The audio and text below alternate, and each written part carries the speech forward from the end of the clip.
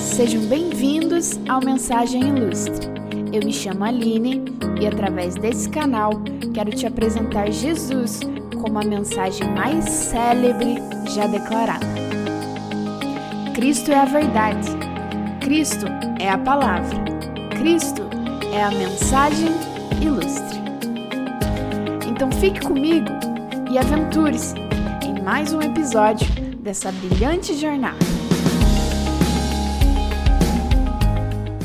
Era uma sexta-feira de Páscoa, dias em que comemorava-se a libertação e proteção que Deus dera ao seu povo nos tempos em que eram prisioneiros no Egito. Cordeiro, pães asmos, ervas amargas, eram vários os costumes. Inclusive, libertar um prisioneiro durante a festa. Por óbvio, Herodes desejava libertar Jesus. Por que um governante iria querer libertar um bandido que oferecia ameaças no lugar de um homem pacífico e bondoso? Os judeus, não contentes, gritaram por crucificação. E ainda cogitaram o nome de um homem para ser liberto: Barrabás, um assassino. Poderia ter sido Barrabás no lugar de Jesus? Não seria mais justo? Bom, se fosse assim, em algum momento teria chegado a minha e a sua vez. Pois na mesma fila da pena de morte que Barrabás estava, nós também estaríamos. Mais do que justiça, o que Deus desejava era reconciliação. E para restaurar o elo perdido, somente o sangue de um homem justo, puro, perfeito e incorruptível. Não mataram Jesus. Ele doou a sua vida. Não foi um crime, foi um sacrifício. Não foi um fracasso, foi um ato de amor. Não foi um golpe, foi uma rendição. Apesar disso, foram as nossas enfermidades que ele tomou sobre si, e foram as nossas doenças que pesaram sobre ele. Pensamos que seu sofrimento era castigo de Deus, castigo por sua culpa. Mas ele foi ferido por causa de nossa rebeldia e esmagado por causa de nossos pecados. Sofreu o castigo para que fôssemos restaurados e recebeu açoites para que fôssemos curados. Isaías 53. Antes de partir, Jesus canalizou em si todos os pecados, todas as doenças, todas as tragédias e levou tudo isso para a morte. Jesus foi aprisionar essas misérias para que elas não tenham mais poder de sequestrar a eternidade daqueles que são remidos pelo seu sangue. Então Jesus clamou em alta voz: Pai, em tuas mãos entrego o meu espírito. E com essas palavras deu o último suspiro. Lucas 23:46. Lá no Éden, quando o homem era apenas um molde de barro, Deus soprou em suas narinas e ele se tornou alma vivente. Quando nos afastamos da sua presença pela desobediência, a morte passou a operar sobre nós. Mas nesse dia de crucificação, tudo mudou. No expirar de Jesus, tivemos fôlego novamente, o fôlego da vida eterna. Ele suspirou para que esse ar enchesse os nossos pulmões e nos tornasse almas viventes novamente, que vivem para a eternidade e não mais para a morte. Porque se vivemos essa vida sem Cristo, longe da cobertura do seu ato de redenção, estamos na verdade vivendo para a morte, aguardando o nosso fim, correndo contra o tempo, construindo para a destruição e operando para a inutilidade. Não entregue a sua vida para a morte se Jesus já fez isso por você. Entregue a sua vida para Ele. E ao meio-dia desceu sobre toda a terra uma escuridão que durou 3 horas.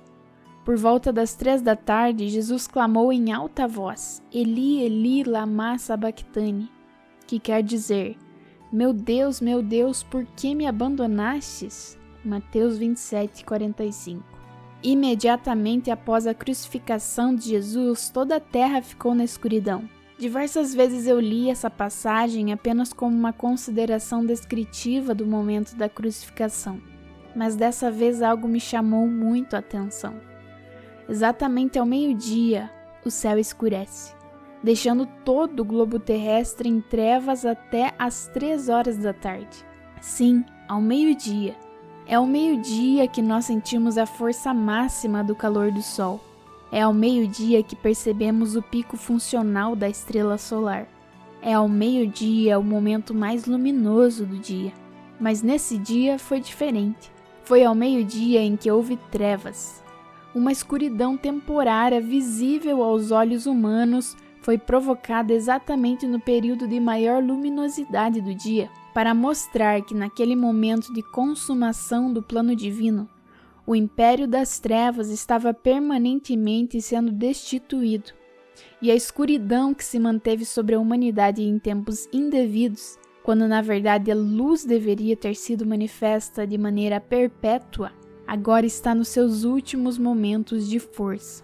Eu entendo que Deus quis mostrar fisicamente que quando era para estar claro, houve trevas, mas agora isso cessou, que haja luz novamente.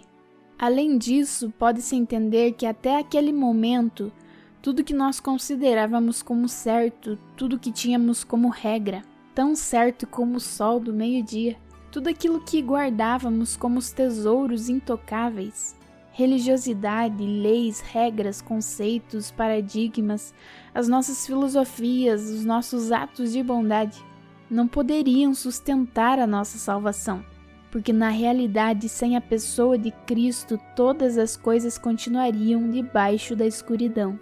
Mas às 3 horas da tarde a escuridão termina. Por isso, nós nunca podemos nos esquecer de que em Jesus a luz sempre reinará, que o caminho que ele inaugurou é um caminho de luz e não mais de trevas. E então Jesus clamou em alta voz novamente e entregou o seu Espírito. Naquele momento, a cortina do santuário do templo se rasgou em 2 partes, de cima até embaixo. A terra estremeceu, rochas se partiram e sepulturas se abriram. Muitos do povo santo que haviam morrido ressuscitaram. Mateus 27:50. A última declaração verbal de Jesus em vida determina a movimentação física dos elementos da terra. No exato momento em que Jesus entrega o seu Espírito, os componentes naturais e materiais se curvam em obediência ao ato que promulgou a restauração da plenitude da luz. O véu rasga, a terra treme, as rochas fendem e os sepulcros se abrem. Você lembra o que acontece em Gênesis mediante a primeira declaração verbal de Deus sobre a criação? Isso mesmo, os céus e a terra obedecem e dentro de 6 dias todas as coisas se movimentaram diante da instrução soberana do nosso Senhor. Em Gênesis, Deus sopra vida nas narinas de um corpo modelado com barro e Adão se torna um ser vivente. Enquanto o Criador estiver declarando haja luz sobre os lugares de escuridão, a sua natureza de vida, paz, justiça, bondade, amor, misericórdia e graça continuarão se manifestando perpetuamente sobre toda a criação.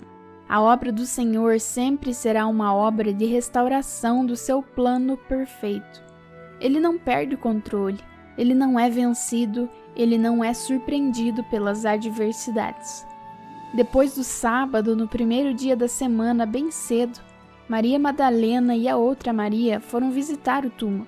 De repente, houve um grande terremoto, pois um anjo do Senhor desceu do céu, rolou a pedra da entrada e sentou-se sobre ela.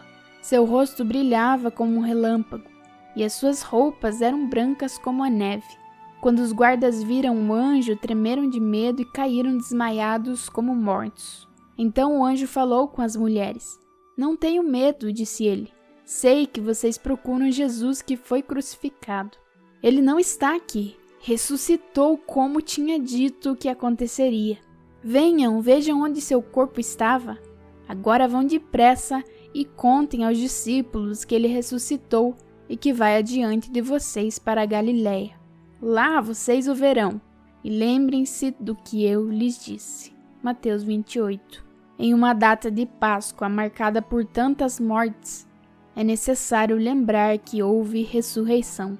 Ressurreição é promessa cumprida, é esperança renovada, é fé confirmada. A crucificação sequestrou a morte e a ressurreição a derrotou. E a instrução para as duas mulheres que foram pioneiras dessa maravilhosa notícia foi: contem as boas novas depressa. Isso que a Páscoa é, uma fonte de boas notícias. Celebre essa data espalhando a notícia de esperança aos enlutados, aos que estão sofrendo, aos que estão chorando, aos que estão angustiados, à espera de uma notícia que talvez não seja tão boa assim. Porque o mesmo Jesus que manteve a promessa de ressurreição, manterá a promessa de retorno. Não tema o mal, pois ele já foi vencido. Feliz Páscoa!